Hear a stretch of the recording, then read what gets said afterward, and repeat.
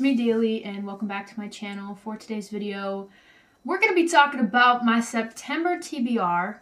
I'm sitting in my room today for this video because my library is like a hot mess. It's so messy in there and I just feel like being in my room before I have to go to work. Oh, so excited.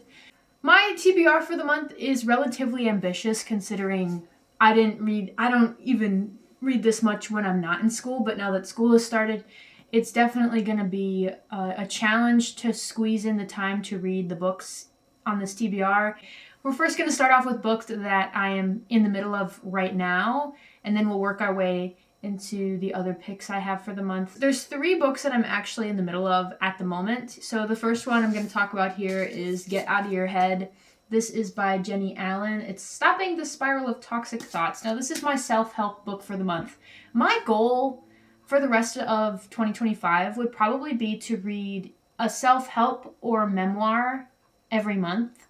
One or the other, I don't really care, or both, you know. I feel like it's so important to hear everyone's stories, especially with the fact that I'm going to be a teacher. Like, it's so important to learn about people and to find good DEI books if I can. And while this one maybe doesn't fall under DEI, it's definitely kind of a self-help book. It also centers around like Jesus and the Bible, so it's very comforting. Yeah, so there's not much to say on this one other than the fact that I'm going to continue reading it and that I'm thoroughly enjoying it so far. The next book that I'm currently reading, I actually started this one on the way to Graceland with my grandma. If you don't know, my grandma and I actually went to Graceland for Elvis Week this year, and it was my first Elvis Week ever. I hope it's not my last. I had such a blast, and it was so... Whoa, that rhymed. I had such a good time there in Graceland. While it wasn't what I expected, it was better in some ways and worse in others, but it was still an experience in itself, and I want to return there whenever I can. Memphis, Tennessee is not the safest location, but I really had a great time visiting Graceland for the first time. I'll never forget it. But on the way there, we actually started listening to Jerry Schilling's memoir, Me and a Guy Named Elvis. Jerry Schilling and Elvis Presley were really great friends growing up. They met actually at Guthrie Park in Memphis, Tennessee, which we passed by where that used to be, where they'd play football together. So this is just kind of his story on how he met Elvis, their life kind of together, because he lived on the grounds of Graceland with Elvis and everyone else. Well, my goal was to read this whole book with my grandma. We got about a third of the way through it together, which has been good. She was really enjoying this one, and so am I. It's so interesting to read about Jerry Schilling's life and how Elvis like changed all of that and influenced him, and it's so cool to know the information that you get out of this book and then to experience it. What a great combo. But yeah, there's nothing much to say about this one either, except that I'm in the middle of it. I'm listening to the audiobook because with memoirs, I just tend to do audiobook format just because it makes more sense for me. Yeah, it's been such a great read so far. So interesting, so fun.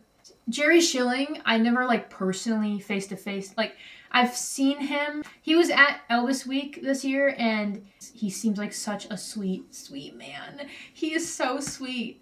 Oh my gosh. Anyway, this is what I'm currently reading as well. And then the third and final book that I'm in the middle of currently, I just started the other day, and that is The Brothers Hawthorne by Jennifer Lynn Barnes. My friend Angela has been on me, not like on me. Every once in a while she'll bring up the fact that I haven't read this book and that I need to. And the other day I just felt like reading.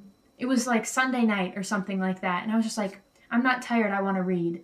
So I went over into my library and just saw this and I was like, you're up, it's your turn. I'm on chapter 20, page 93 as of right now. I don't have any bookmarks with me right now, so that's why it's like this. But that's how far I am, and so far so good. It's honestly different than what I remember Jennifer Lynn Barnes' books being like. And from what I remember, I don't remember it being this quickly paced. Yeah, that's my only critique. It's super fun and interesting, and like, I'm in it, I'm there, kind of. Honestly, so far I'm not super immersed in this story. However, I am super interested in seeing where it goes. We follow Grayson and Jameson throughout this book, and I think it's so fun to be following Grayson. Grayson's my favorite! I love him. I love him so much. In this book, Jameson and Grayson, I'm not going to give too much away because this is the fourth-ish book in that series.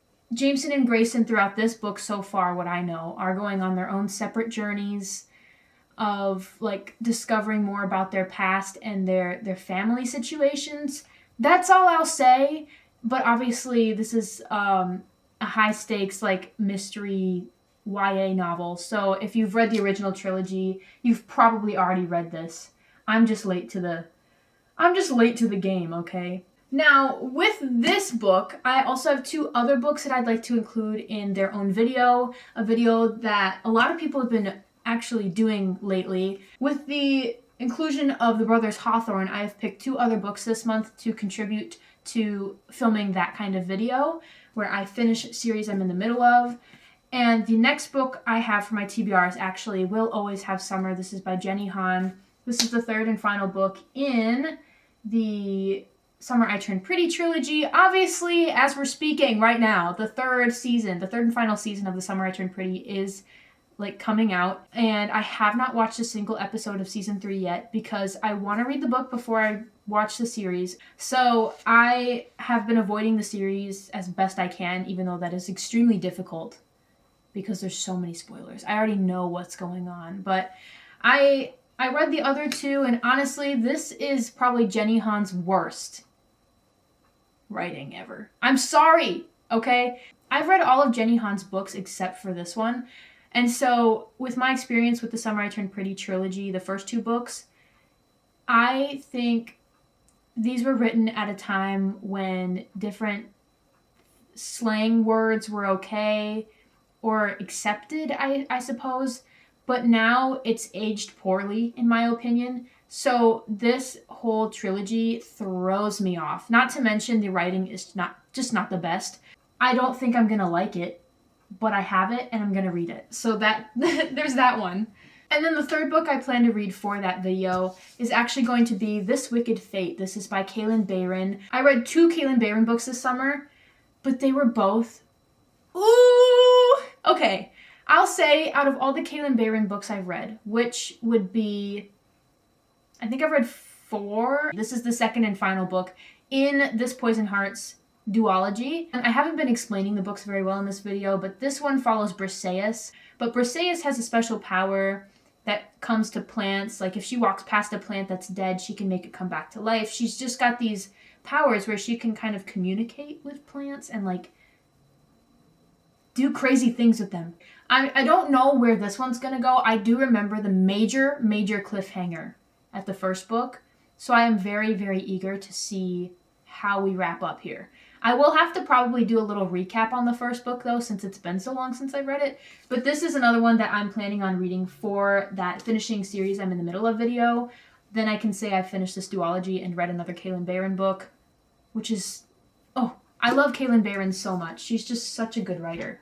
I have 2 more books left to talk about here, and the first one I'm going to talk about is one that I started but decided to stop reading in the moment, and that would be Passion Project. I've talked about this one in a recent book haul, and this is by London Sperry. This one just seems so freaking cute, not to mention this cover is adorable and so vibrant and fun and just makes me so happy. Every time I look at this, I just get like jitters, you know what I mean?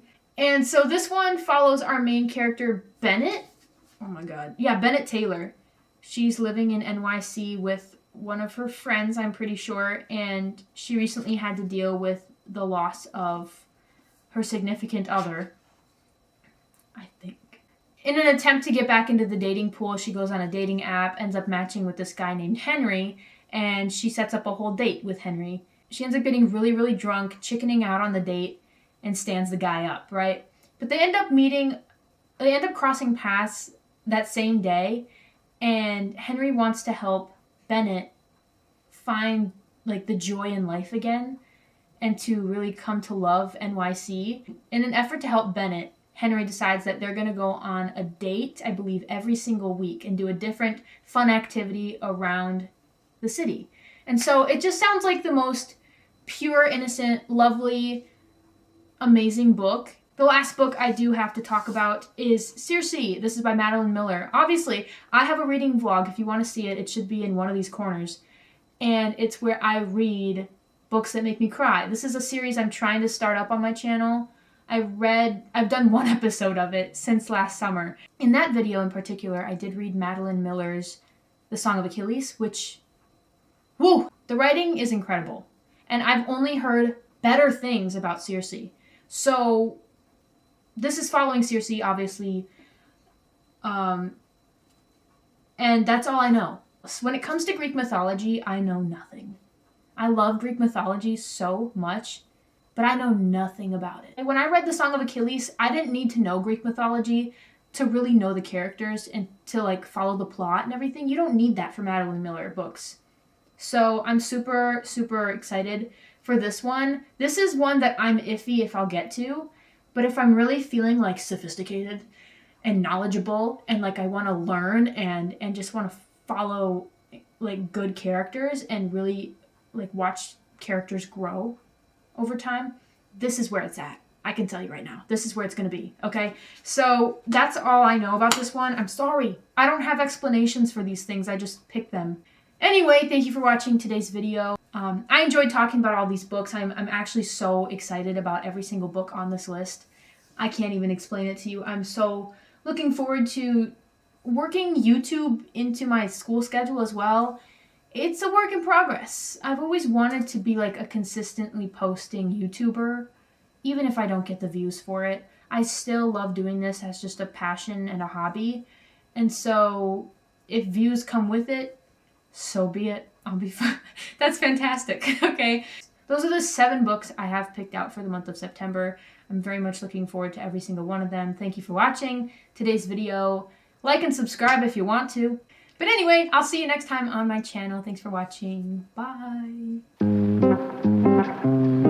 Bye.